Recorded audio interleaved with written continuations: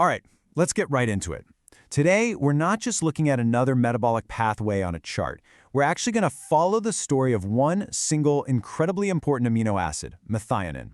We're going to trace its entire journey through the body, from the moment it gets activated to what happens to it in the end. And we'll see why this one path is so critical for our health. And this quote, it just sets the stage perfectly. See, methionine isn't just another simple building block for proteins. No, it's more like a master operator juggling several critical jobs in the body all at the same time. It's a donor, it's a source, and it's a link. So let's break down what all that really means. So, here it is, our protagonist, methionine. It's an essential amino acid, which of course means we can't make it ourselves. We have to get it from the food we eat. And you'll notice it contains sulfur.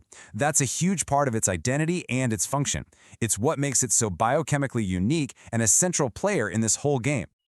Okay, so before methionine can do any of its really important jobs, it needs a power-up. Seriously, think of it like a superhero putting on their suit. It has to transform into its high-energy, ready-for-action form.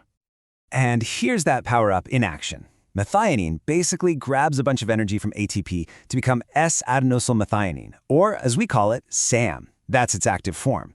But the really crucial part of this whole cycle is what happens after SAM does its job. Once it donates its little methyl group, it's converted into a new, totally pivotal molecule, homocysteine. And that handoff is what sets up the whole next act of our story. So what was that big mission it had? Well, this quote says it all. SAM is the body's universal methyl donor. It's like a delivery truck, carrying and dropping off these tiny one-carbon units, methyl groups, to countless molecules. And this process, called methylation, it's like a biological switch that's constantly turning functions on and off all over your body. And just look at these examples. This shows you how vital that mission really is. Turning norepinephrine into epinephrine. Yep, that's SAM creating the adrenaline for our fight-or-flight response. Guanado acetate into creatine, that's SAM helping to power our muscles. I mean, from making melatonin so we can sleep, to building our cell membranes, SAM's methyl delivery service is literally everywhere. So after SAM has given away its methyl group, what's left over is homocysteine. And now this molecule is standing at a major intersection on our metabolic map. It has two possible paths it can take, and the choice the body makes here has huge implications for our health. So on one side, you've got the remethylation pathway. Think of this as the ultimate recycling program. It turns homocysteine right back into methionine so it can start the whole cycle over again. But on the other side, you've got the transsulfuration pathway. This is a transformation path where homocysteine is permanently changed into a completely new amino acid, cysteine. So the choice is recycle or transform. Let's look at that recycling path first.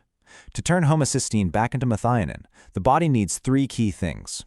First, the enzyme methionine synthase. Second, a new methyl group, which is donated by folate. And third, and this is crucial, vitamin B12 as a cofactor to help make that transfer happen. This directly links methionine's world to the folate and B12 cycles.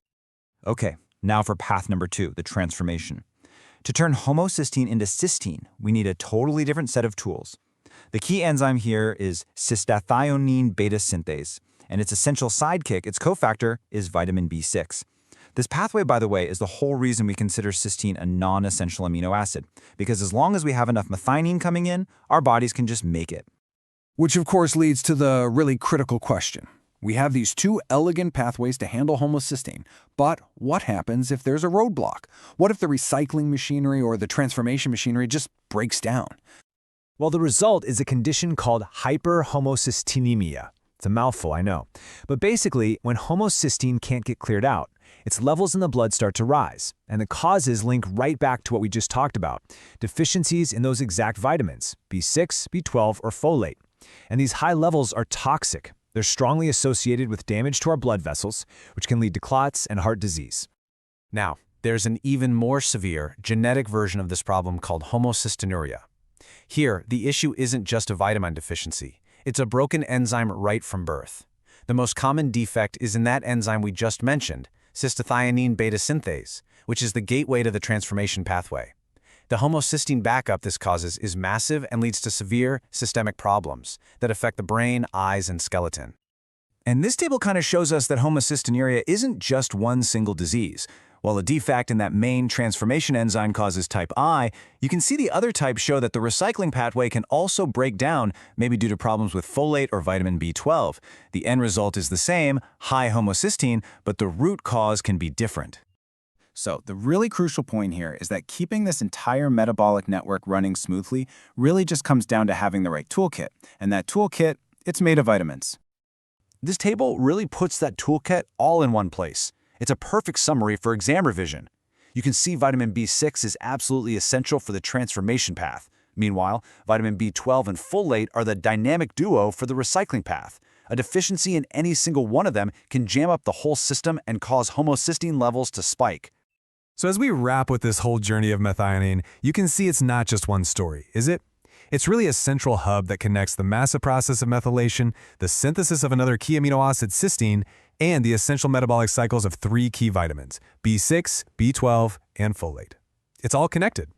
And this really leaves us with a provocative thought. Given how closely tied homocysteine is to our vitamin status and its powerful link to cardiovascular disease, should we be monitoring it as closely as we all monitor cholesterol? I mean, is this the next major biomarker for predicting and maybe even preventing disease? It's definitely something to think about.